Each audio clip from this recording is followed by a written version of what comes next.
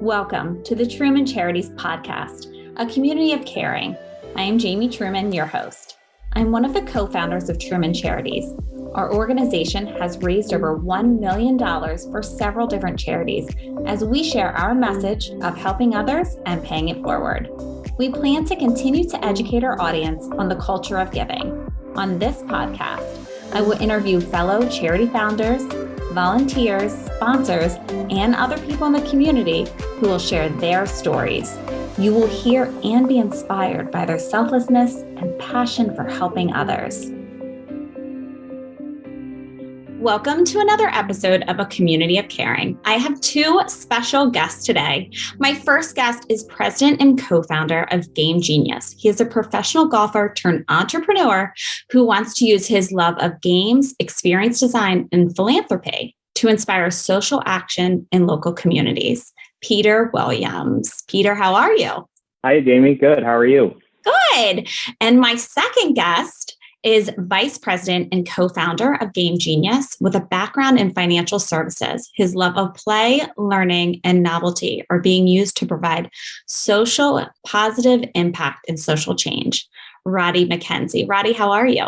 I'm doing well. How about you?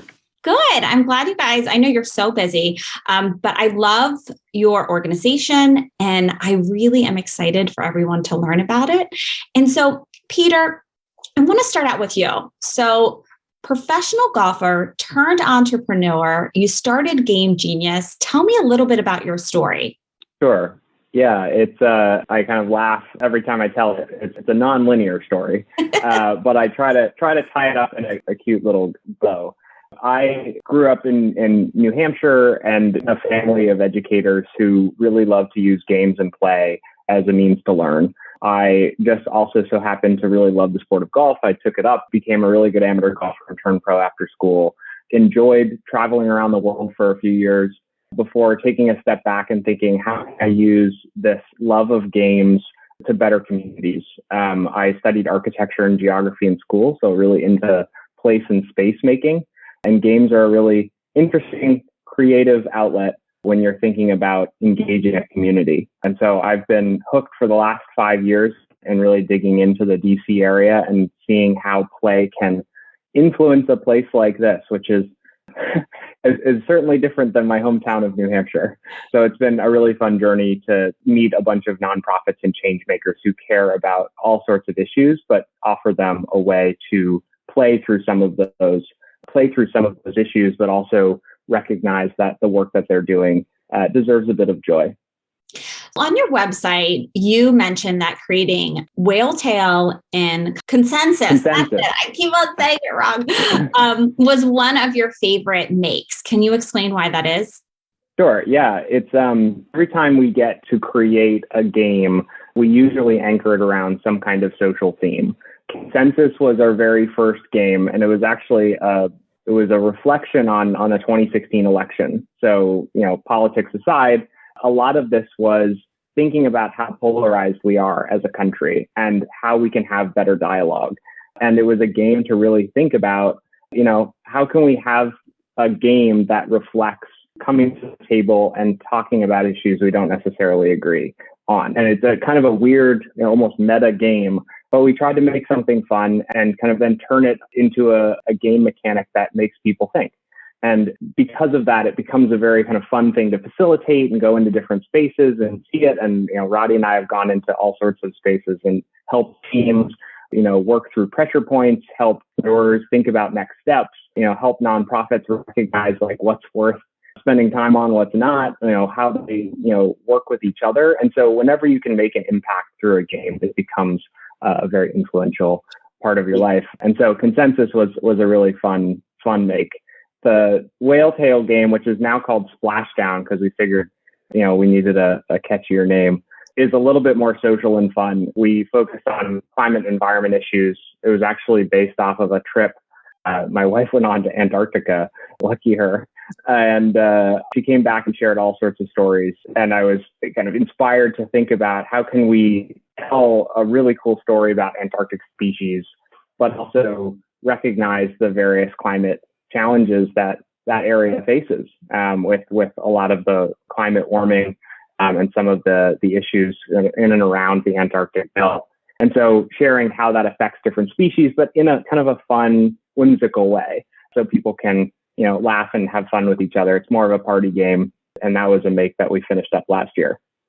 Let's go back a little bit to consensus, because I am curious to find out give me an example of when you went into an organization and was able to use this game to help with either team building or some sort of conflict resolution.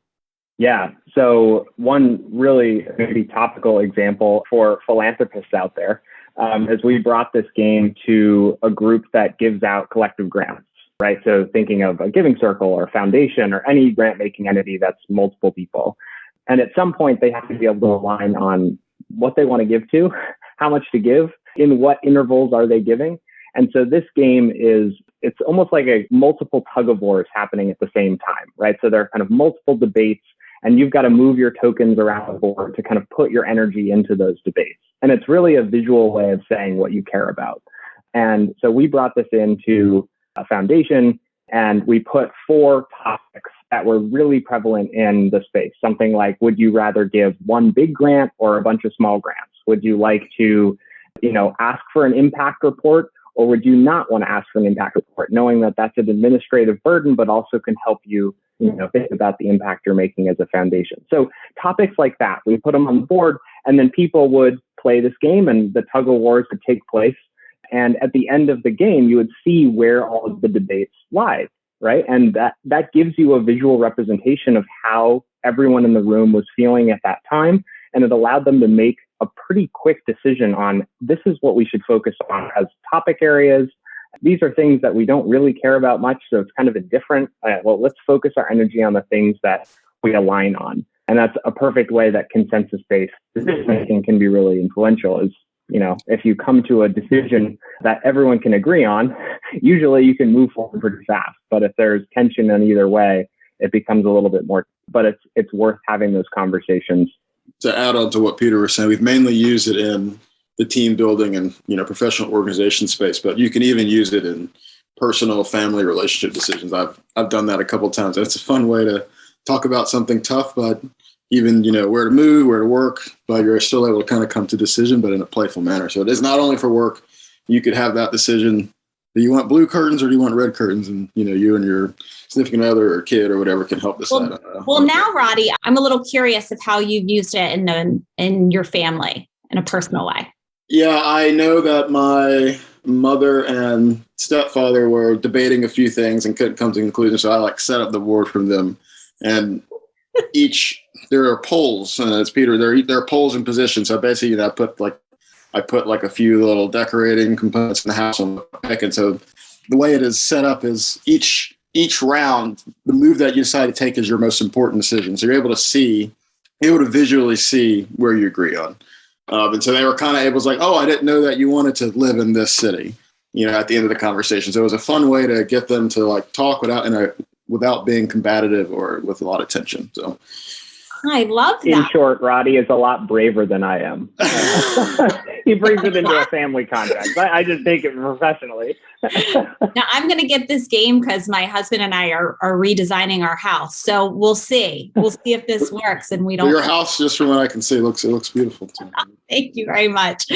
Peter, I want to ask you, because you guys work with a lot of nonprofits. Can you tell me what kind of games there's a game that kind of sticks out in your head of how it's been had a positive impact on a fundraising event? Yeah. So a couple things come to mind, and it's because a lot of the projects we do are so specific to what the nonprofit needs at a particular time. A lot of the work we do is giving creative capacity, and so that could mean a whole number of different things. But on the fundraising side of the equation, I can think of 2 projects. One is probably one of my favorite relationships in the city, which is with President Lincoln's Cottage. They celebrate Lincoln's legacy. They do a really good work kind of in and around that space, but they also serve as a community hub when a crisis or some kind of unfortunate event occurs. Pandemic obviously is an extreme example of that, but they've always wanted to, be there for people to have those conversations. And so we, create a relationship before the pandemic. And as the pandemic came in, We were able to do about 20 game nights with families around the area virtually. We played just fun kinetic games and just connected with people, but gave, more importantly, a moment for kids who were probably in school at home, parents that were also at home working, a time to connect. And you think that would be fairly simple given everyone's in the same space, but as I'm sure all three of us have seen, it's harder to connect in this age than ever. So we wanted to give people a fun way to do that. And I think through that relationship, nonprofits were much more, a nonprofit like President Lincoln's Cottage is much more willing to dive into something that is as sensitive as fundraising. And so we, in the last year, developed up a sort of mail series that we called Lincoln Letters. And it was based around a bunch of fables that were written around Lincoln. He has a great fascination and love of animals. And so we took some of these stories that are in the Lincoln, history books and, repurposed them into a fun puzzle mystery game that kids can do at home with their families. But we wanted it to be like a mail home kind of thing. Every kid loves getting, I'm 31 and I still love getting mail. And, getting a fun envelope in the mail, being, oh my gosh, this is it's a letter from Lincoln or, a protagonist of the story, and they get to solve this puzzle together. And it was a really fun way to connect with community. And I think with that, we can build on a fundraising platform, right? We can go after grants together. We can do a number of different things now with this organization because there's a form of trust. And I think for Roddy and myself, that's the most important thing is you need to build that area of trust before you go into something like fundraising. And so that was a lot of fun. Other events like treasure hunts, we did a really fun event with Phoenix Bikes, which is, a workforce development program, youth development program where they use bikes as kind of the means to grow. And they did do a community ride every year. And we were, approached by them to help think through, again, pandemic time, how do we create a community event? And as a result, put our heads together and came up with two really fun concepts that we ran in the fall and the spring of 2020 and 2021, where people would go around and bike to different locations and pick up clues along the way. So, it's just a little bit of a twist to what they were doing, but it allowed them to market it in a novel way. And a lot of people came out and supported. Oh, wow. So I want to talk a little bit about your upcoming events. Roddy, I want to talk to you about them. But first, before we get into that, can you tell me a little bit about your background? Because you came from finance and now you're here as a co-founder of Game Genius. Tell me how that worked. Yeah, I studied history in school, but then somehow managed to get in financial services and then also into game design. So non-linear as well. So I worked at an impact investing firm based in Bethesda, and they focused on investing in microfinance and SME institutions in developing and frontier markets. And very niche space. And part of them being an impact firm is proving their impact. What are they doing? Besides trying to make a return on money, how are they socially impacting the communities they're investing in? And so through that venture, I met Peter. He was working with one of my teammates, making a social game, telling our story of how microfinance improves the lives of individuals in these countries. And so by playing this game, not only does it build empathy with this player profile that you're somehow picked in the game, but you are also seeing how making loans or having proper insurance can positively impact you financially. And so when you go through this game, you see, oh, wow, microloans and this sort of work actually does impact people because you're able to kind of feel either the precarious situations they live in, or you come to the conclusion, oh, having a lot of money in the beginning of this game actually does positively impact your life. And so this game helped tell the story of what my organization was doing. And so that's how I met Peter, through that venture, through that project. I said, this is something I would like to do more of. And so then I contacted Peter as I was thinking about changing a few things in my career, and we've been working ever since then. So. Well, I do want to talk a little bit about how you guys have a theme. So if you go onto your website, and I actually played this, you guys have the escape room, which was climate change kind of themed, right? And I had a lot of fun with it. I actually had my husband come in because it's been a while since I played a game. So it like took me a minute for my brain to be able to work. And I was like, oh, okay, I got it. So you're trying to escape these rooms, and it's so much fun. So anybody that's listening, please go onto the website, play this. You're really going to love it. So I want to know a little bit about obviously 2021 was climate change, correct? Correct. And so what is your theme for this year? What's 2022? And then tell me a little bit about the escape room and how you guys came up with that. So this year, the theme is literacy, and literacy is, being like well-versed in a subject. And so we work with a lot of organizations that have a literacy theme. And it's like, well, we're going to make this our social impact theme. And so each year we have one. The first year was Women's History. 2020, the crazy year.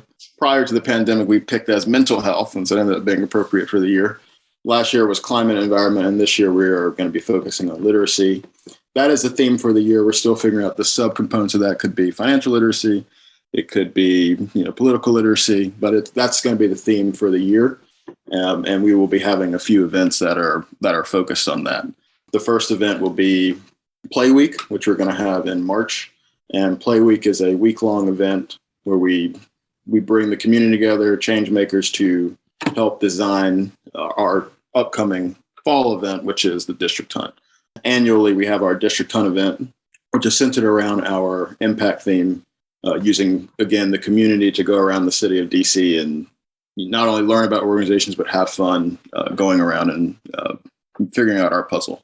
So what would be some of the feedback that you got from your last district hunt? Yeah, it sounds like a lot of fun.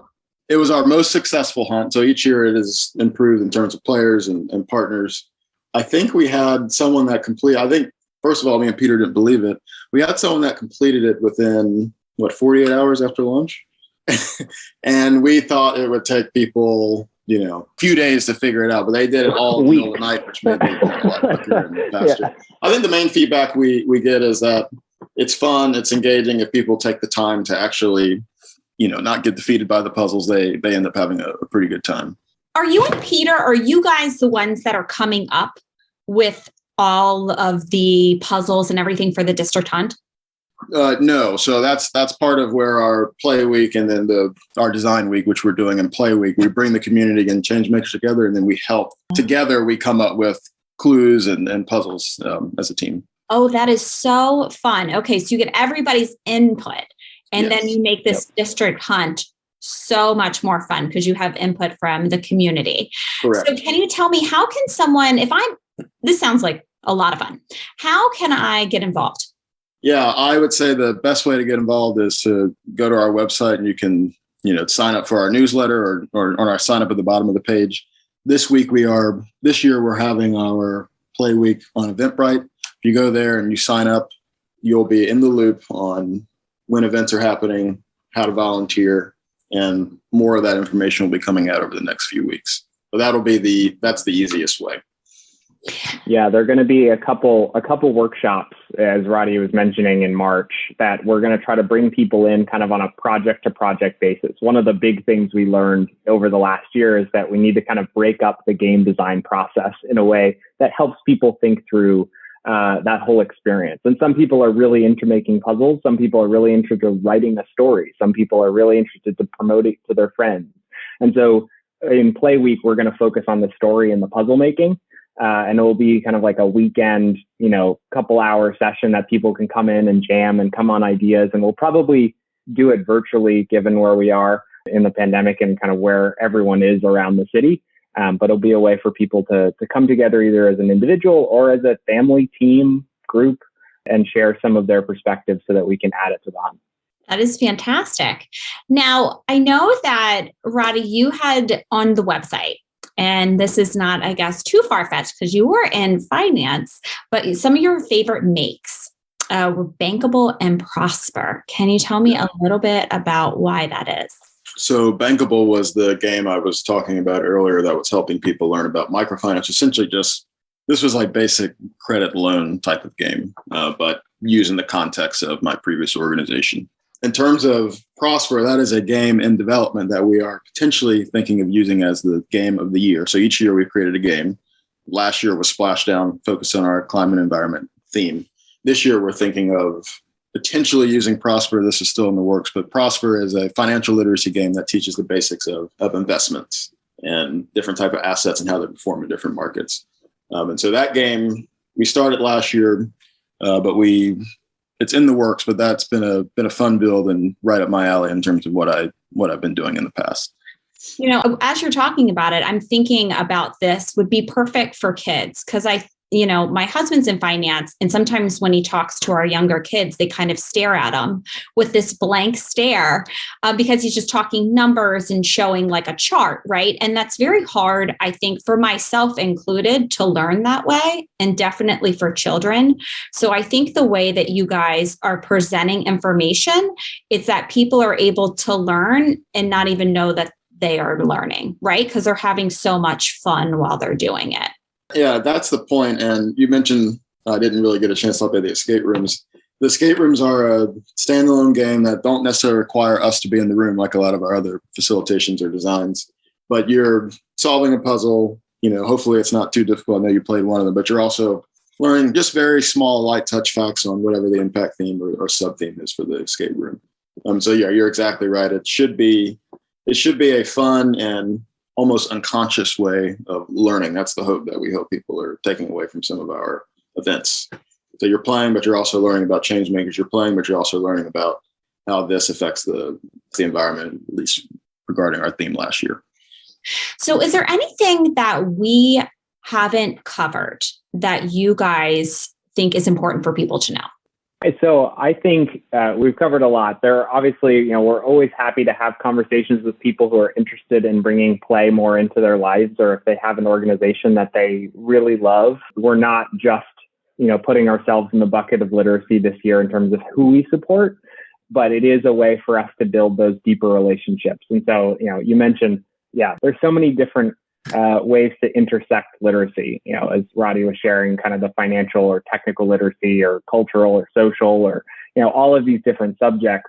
It gives us a lot of opportunities to learn and grow ourselves. And I think that's one of the biggest takeaways, is just to play more. I think, in really difficult times, we're seeing a big, moment of people leaving the workforce. We're seeing a lot of these kind of trends where folks are either not feeling like they belong in a space anymore, or they don't feel like they have found their kind of life's work. Play can really help bring a lot of that context into people's lives. And that's what we're trying to kind of showcase and highlight other people who are in and around this too. So, Roddy mentioned escape rooms. There are real physical escape rooms. When you feel safe to do so in the city, go out and play them, and you'll see how people try to tell stories through play. And I think with just a little bit of reflection, you can start to see what kinds of games you like. And that ultimately helps us design experiences that people like. Roddy, do you have anything that you want to add? Yeah, I think it's reiterating, it's telling a story. And I would say all of our games do that, whether it's Bankable, whether it's Prosper, whether it's Consensus, and that playing with others, it's a way to express yourself. Like I said, you play the game and, you might learn your own temperament or how angry you get at something, or this person really is laughing at, this funny joke. You learn a lot by playing. And as Peter said, just get out and play more. Play doesn't have to be only for children. It's something that, we can do at all ages and should be doing all the time. So I made a joke recently saying that I occasionally jump on LinkedIn to see kind of what's happening in the working world. And I made a joke that if I ever see 2 fun play related titles in the headlines, that I'll post some, random hot take on a game that's out there. And it happened yesterday as 2 big stories hit the news. One was an acquisition. Microsoft bought out a big game company. And, there's this game that's going around called Wordle. I don't know if you've played Wordle, but it's a great example of how people, it's just time and space. Sometimes it's a game that's been out forever. If you've ever played Mastermind or watched the game show Lingo, it's kind of like you're trying to guess an order of, it was colorful pegs. In this case, you're just guessing a word. And it's kind of taken over the community by storm because it has these social aspects. It has, a limited number of plays per day. And you can just start to see when you play a lot of games, game mechanics pulling out what we really like to do as a society. And I think that reflection is always interesting, kind of nerdy and different. But if you're into that kind of thing, Roddy and I are here to talk to you because we can jam on that all day. For everybody that is very excited about Game Genius, can you tell me your website and social media handles they can follow you? Yes, you can find us at gamegenius.org, and our social media handles are at GameGeniusDC. Love this. And I want to thank you guys for what you're doing, because you're not only helping kids not know that they're learning by playing a game, but adults too. So I was playing some of your games and I had no idea that I was learning about climate change and all of this fun stuff, but I had all of these cool little tidbits to tell my family after I was done playing, and I didn't even know. So I think a lot of people learn best that way. And so I really do think you guys are making a huge impact on the community. And I cannot wait for the district hunt because I will be there. I will be trying to win. I probably won't, but I will try. So you got your practice in. You're ready. And definitely everybody go on the website, do the escape room consensus you can get on there. Just look around the website, learn a lot. You have some really great actual TED Talks. And I listened to a few of them, and it is some really wild information about gaming that I had no idea about how it affects, gaming and learning and how many people are gaming per year. It was really great. So everybody take a look through that website, listen to some of the TED Talks, play the games, and make sure to be a part of, obviously, the district hunt, because that's going to be a lot of fun. So thank you again, Peter and Roddy, for taking the time to talk to us today. All right. Thanks, Jamie, for having us. Of course. And thank you for all the listeners to tuning in to another episode of A Community of Caring. Until next time, everyone. If you would like to learn more about our organization, please follow us on Facebook at Truman Charities or Instagram at Jamie_Truman Charities, or check out our website, trumancharities.com. I hope you enjoyed listening and hearing stories of selflessness and caring. Thank you so much, and I will see you next time.